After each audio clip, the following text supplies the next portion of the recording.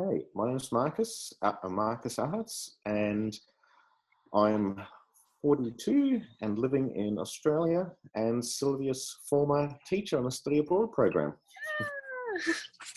The location we're in far north Queensland, so northwest of Cairns, about 7 kilometres off the coast, in a place called Mount Molloy. So this property is a 165-acre wildlife reserve, which is half rainforest and half dry bushland or open forest. And when I first came here, it was pretty wild because no one had used it for anything. Actually, 80 years before me, this was a dairy farm in one section, and that had all overgrown, and the rainforest had reclaimed most of the land. So there were no habitations here. It was just really wild bushland, and then I did the destructive part and had to clear room for the house.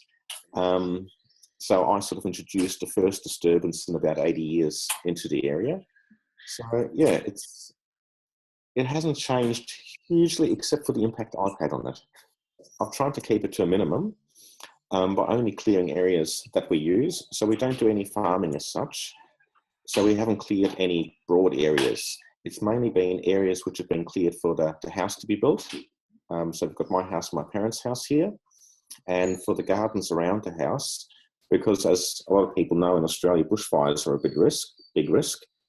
So you do have to clear a space around your house to have fire protection. So we have a bit of lawn on one side of the house to stop bushfires coming in. And the other side of the house, we don't need to because there's rainforest protecting it anyway. That's better. Yeah, better. Yeah, and then we've got our walking trails. And of course, with the walking trails, we didn't just clear wherever we wanted to. We specifically put the walking trails to features of interest, so billabongs and things like that, but we avoided any special trees and disturbing any special areas. So we're very conscious of where we put them. One of the things which has been a byproduct of our change of the way we manage the land compared to just letting the wild, I should explain.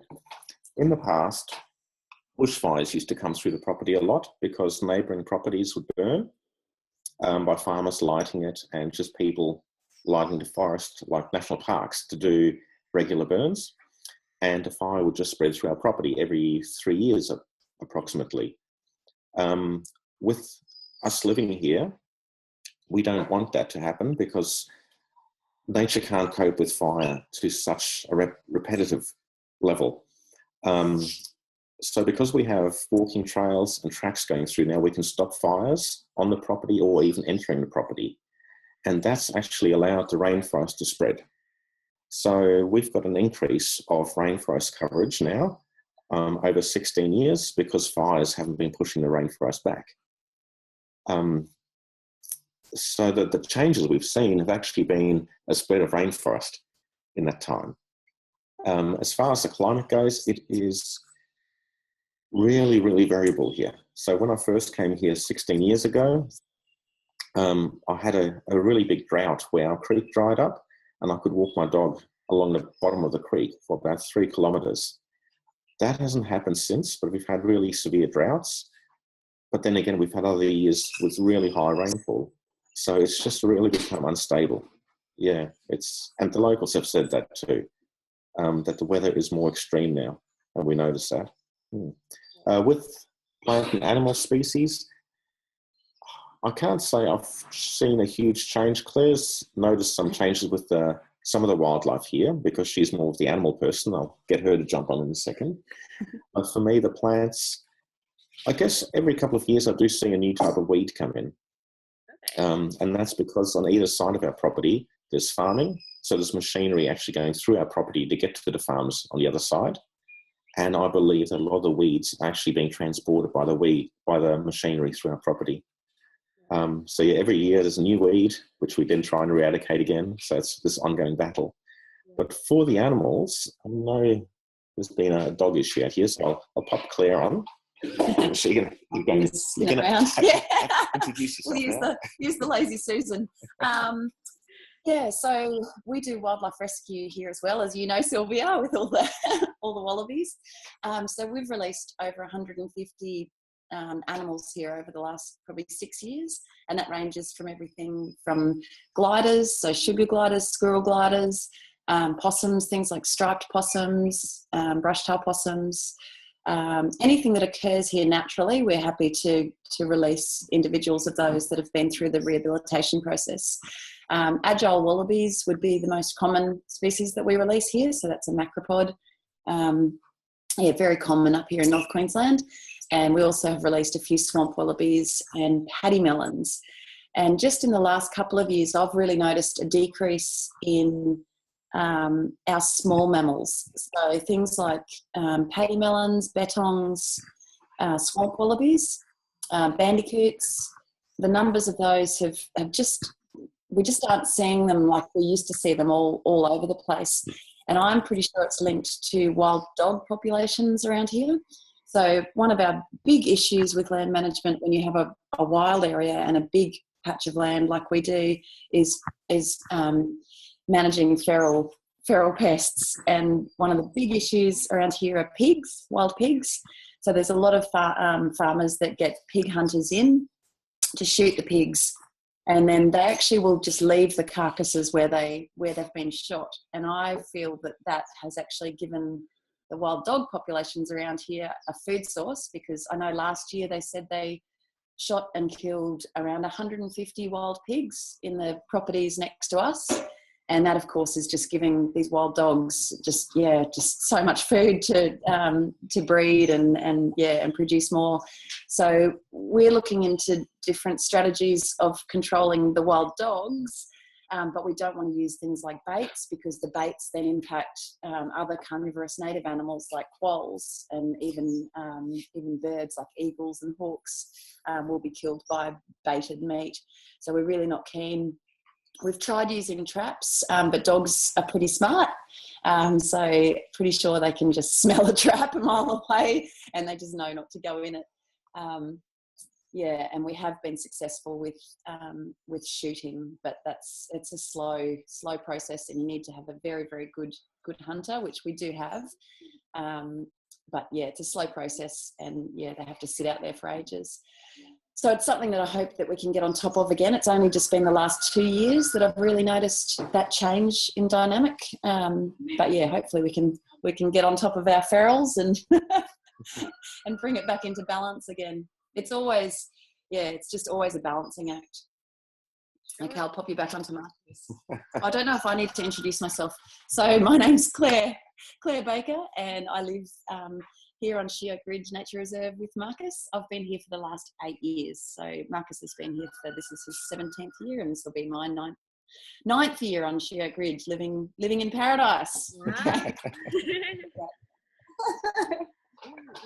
Things that we do here now, as you know, we do education programs on the property. So you are one of our small starting steps when you were here. So this property is now used for research projects and teaching. So I think we've got 7 universities coming here this year to do field studies. Yeah. So we actually have just started, or in the finishing process, I should say, of building a lecture theatre and commercial kitchen and everything.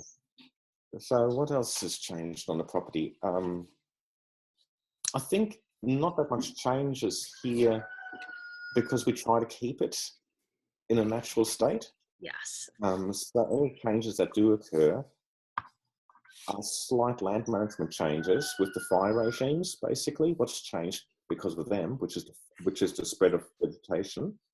But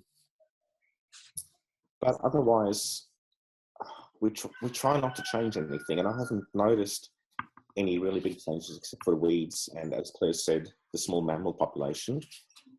There's one funny thing which happens though, which hasn't happened in the past. Over the last 7 or so years since we've been an official wildlife reserve, we sometimes find snakes on the property, big pythons, and when they're too close to the house and they're trying to eat our wallabies, which we're releasing, we catch the pythons and relocate them further into the forest or a different area. However, the pythons we're finding nowadays are really, really gentle to handle. They don't strike out. They're almost like tame snakes.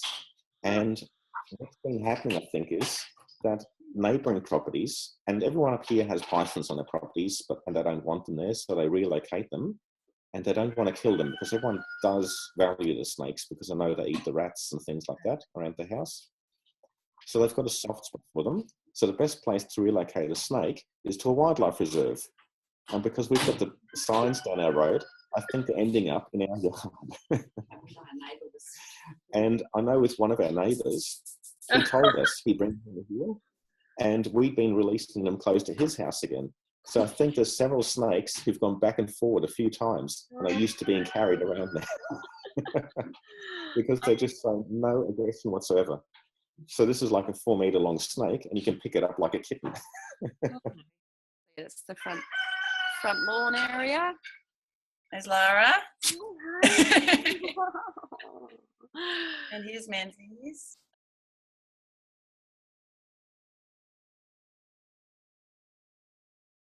So that's our little area of wilderness.